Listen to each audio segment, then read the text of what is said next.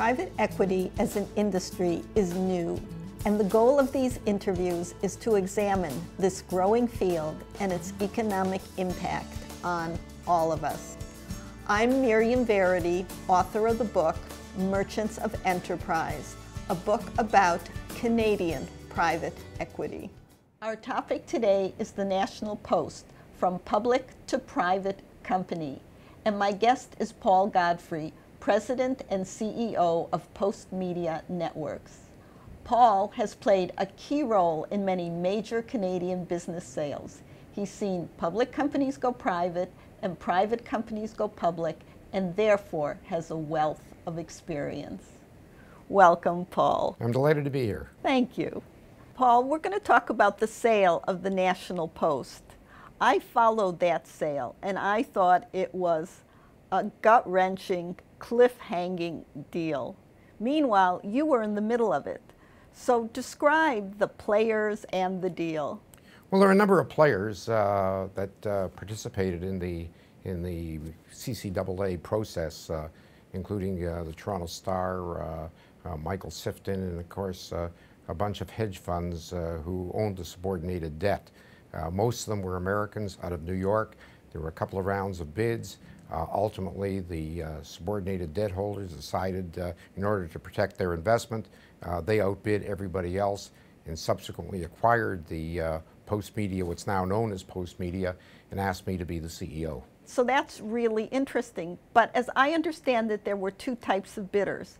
There were private equity firms and there were hedge funds. What's the difference between the two? Well, they both had their money invested for sure. Right. The private equity people are more involved in the day-to-day. They sit on the board.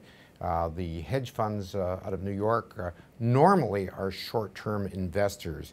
I've been fortunate to have a group of hedge funds, mostly out of New York City, that were in love with the newspaper business and were prepared to stick to it. One of the main questions I asked is how long they were going to be involved.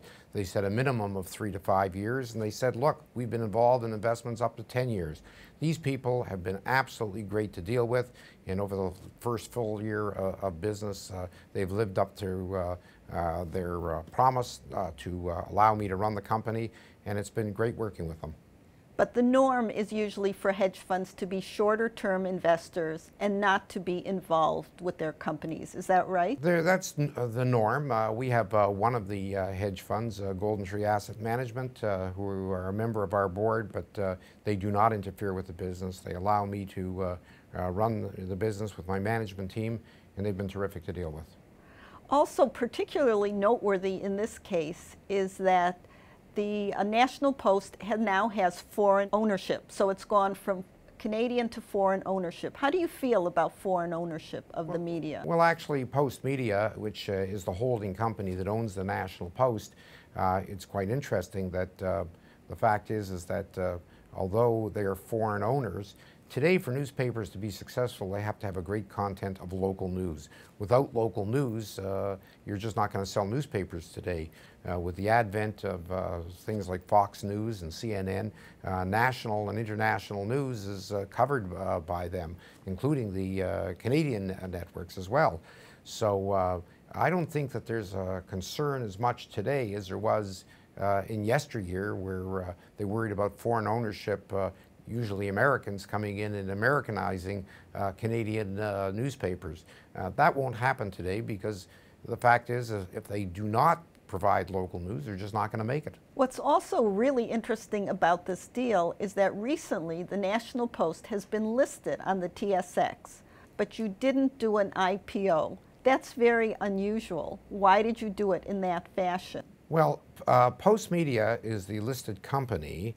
The owners didn't really want to do an IPO. They were content holding on to their shares, which is what I indicated before. They're longer-term players compared to the normal hedge funds participants. They felt that we went public in order to comply with Canadian ownership rules, Section 19 of the Income Tax Act, and in doing so, they satisfied those rules. But they also felt that they did not want to do an IPO or a secondary offering to dilute their shares at this point in time because they figured there was a bigger upside in the future. In summary, the sale of the National Post was part of a restructuring by CanWest to avoid bankruptcy. In the process, the National Post found itself with 13 new hedge fund owners, 11 foreign and 2 Canadian, and went from public to private company.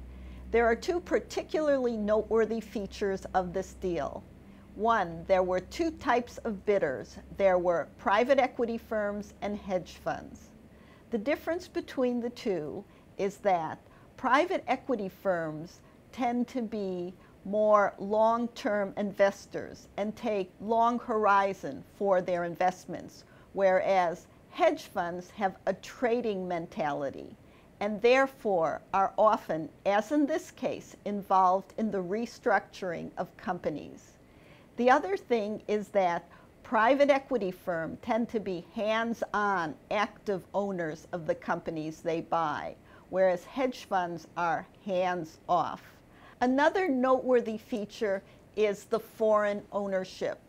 With the rise of the internet, it's become impossible for newspapers to control the media. News is now a global industry, and therefore Paul feels that foreign ownership should be allowed, but control should be maintained locally. This has 2 big advantages. It increases competition among newspapers and also enlarges their overall footprint. Recently, the National Post has been listed on the TSX, but not yet offered to the public. So stay tuned. This ends our interview for Private Equity Revealed.